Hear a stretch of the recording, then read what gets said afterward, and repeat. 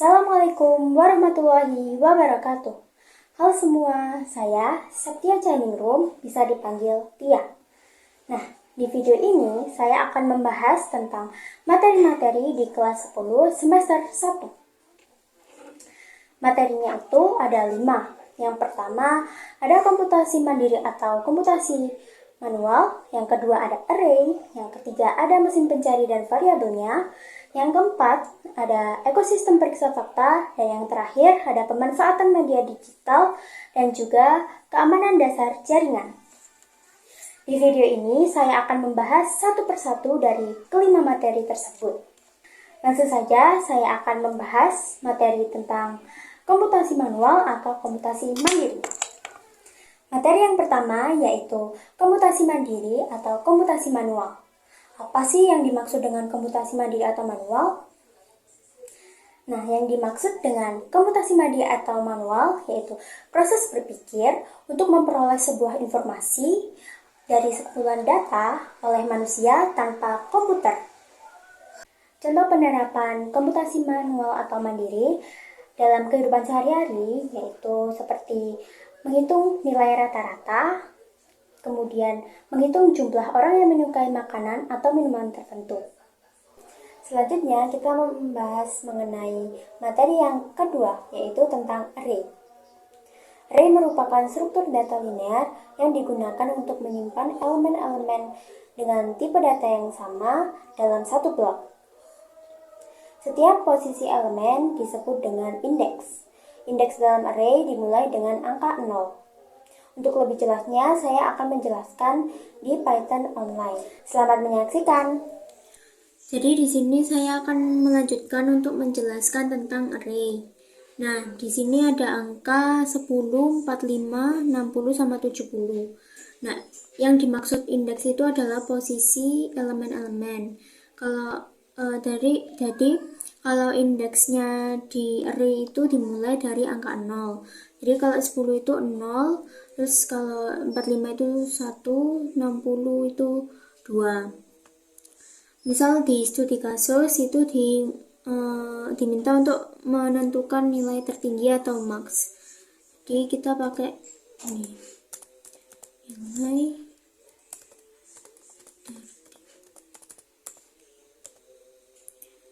pakai keyword max, terus angka, kemudian di print nilai tertinggi.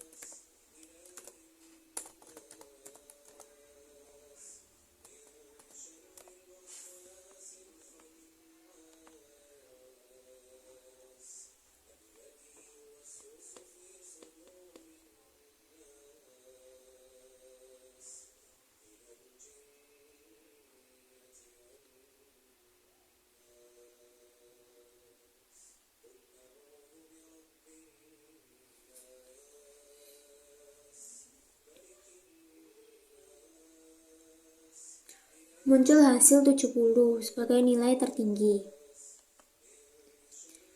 Kemudian apabila diminta untuk nilai terendah,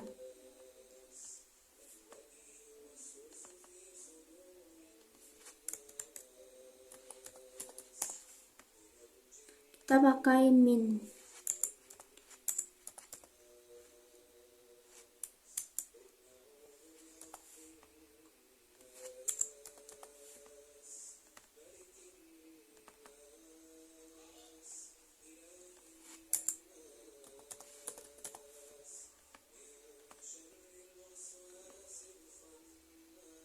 Muncul angka 10 sebagai nilai terendah. Nah, penjelasan singkat array sampai di sini. Lanjut ke materi berikutnya.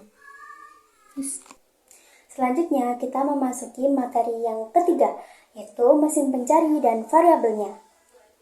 Mesin pencari merupakan program komputer yang digunakan untuk mencari informasi melalui internet. Contohnya ada Google, Bing, atau DuckDuckGo. Dalam mencari sebuah informasi dalam mesin pencari, tentunya diperlukan variabel pencarian yang tepat untuk menemukan hasil atau data yang relevan. Jadi, apa sih yang dimaksud dengan variabel pencarian? Nah, variabel pencarian merupakan faktor-faktor yang digunakan algoritma mesin pencari untuk menemukan hasil atau relevansi pencarian. Untuk variabel pencarian terdapat 7 jenis, yaitu terdapat kutipan, yang kedua and, yang ketiga or, yang ketiga tanda minus, yang keempat ada cite, yang keenam ada file type, dan yang terakhir ada entitle. Yang pertama yaitu kutipan. Kutipan berfungsi sebagai mencari kalimat yang tepat. Contohnya ingin mencari keamanan data. Nah, keamanan data itu di dalam tanda kutip. Kemudian yang kedua terdapat n.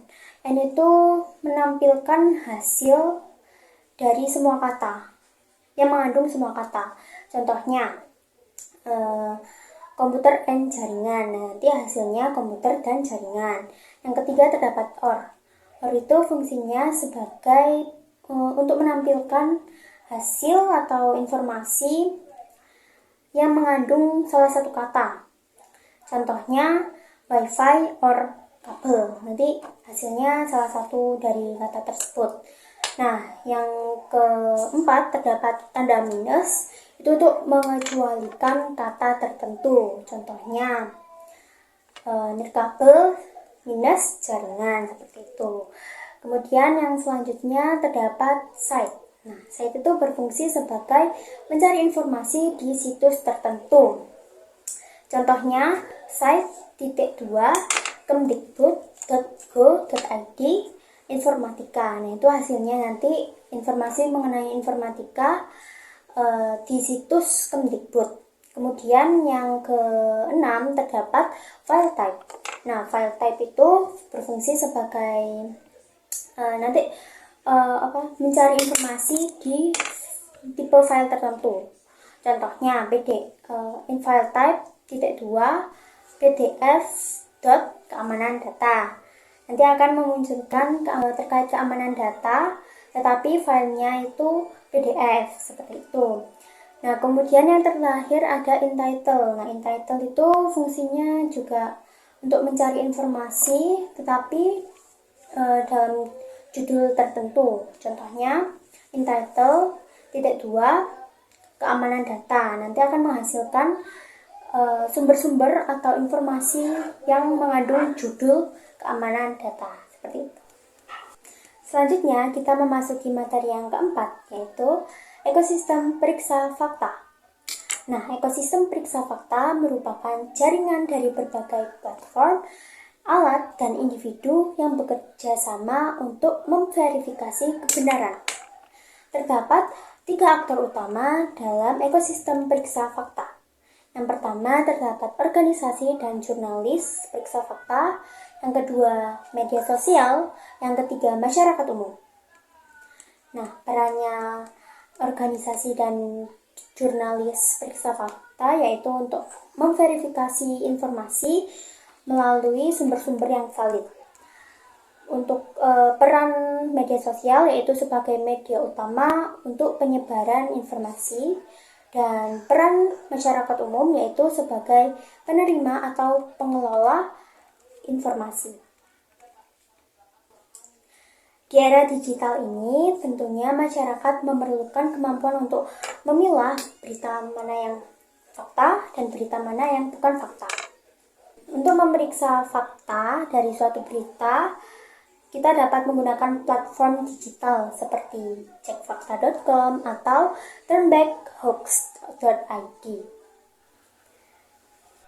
Selanjutnya, kita akan membahas terkait dengan materi yang terakhir, yaitu tentang keamanan dasar jaringan dan juga pemanfaatan media digital. Untuk keamanan dasar jaringan yang akan dibahas yaitu mencakup 3 pembahasan, yaitu pengertian dari internet dan juga local area network yang disebut dengan jaringan lokal. Kemudian pembahasan yang kedua terdapat perangkat yang digunakan untuk menghubungkan jaringan. Terus yang ketiga terdapat jenis koneksi jaringan. Langsung saja kita ke pembahasan yang pertama, yaitu penjelasan terkait internet dan jaringan lokal. Nah, untuk jaringan lokal atau LAN, Local Area Network, yaitu jaringan yang menghubungkan beberapa komputer atau perangkat di area yang terbatas. Contohnya sekolah, kantor, atau juga di rumah. Lalu untuk internet, yaitu sistem jaringan komputer yang menghubungkan seluruh perangkat di dunia. Cakupannya lebih luas dibandingkan dengan LAN. Kemudian pembahasan yang kedua yaitu terkait dengan perangkat yang menghubungkan jaringan. Terdapat dua perangkat, yaitu router dan switch. Fungsi dari router yaitu sebagai menghubungkan dua atau lebih jaringan yang berbeda. Contohnya menghubungkan jaringan LAN dengan jaringan internet. Kemudian untuk switch sendiri yaitu fungsinya sebagai menggabungkan beberapa perangkat dalam satu jaringan lokal. Contohnya menggabungkan perangkat seperti komputer, printer, atau server dalam suatu kantor. Kemudian pembahasan yang ketiga yaitu tentang jenis koneksi jaringan. Terdapat 3, yaitu Ethernet, Wi-Fi, dan hotspot HP. Untuk Internet merupakan jenis koneksi jaringan kabel, yaitu biasanya digunakan di lab komputer sekolah. Kemudian yang kedua terdapat Wi-Fi. Nah, Wi-Fi itu koneksi biasanya di rumah atau di kantor dan di area-area tertentu. Nah, Wi-Fi ini termasuk dalam jenis koneksi nirkabel. Kemudian yang terakhir terdapat hotspot HP. Nah, hotspot HP ini termasuk ke dalam jenis koneksi jaringan nirkabel juga. Fungsi dari hotspot HP yaitu sebagai koneksi laptop atau HP lain jika di suatu tempat tidak memiliki Wi-Fi. Selanjutnya kita akan membahas tentang konsep-konsep dasar keamanan. Terdapat 3 istilah, yaitu enkripsi Wi-Fi seperti WPA2 atau WPA3, kemudian firewall, kemudian yang terakhir terdapat password yang kuat. Untuk enkripsi Wi-Fi seperti WPA2 atau WPA3 itu berfungsi sebagai mengubah data menjadi data yang sulit ditebak. Kemudian untuk firewall itu lapisan keamanan pada jaringan atau perangkat. Lalu untuk password yang kuat itu pengguna Wi-Fi disarankan untuk membuat password yang sulit ditebak oleh orang lain. Selanjutnya kita akan masuk ke dalam materi pemanfaatan media digital.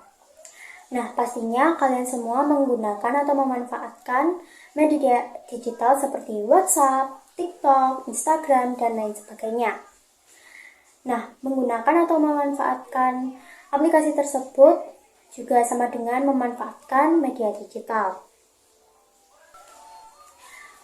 Contoh penerapannya yaitu seperti apabila kita berdiskusi dengan teman kita di sekolah untuk membuat infografis atau poster di Canva. Nah, kita dapat berkolaborasi untuk membuat suatu tema poster atau infografis tertentu.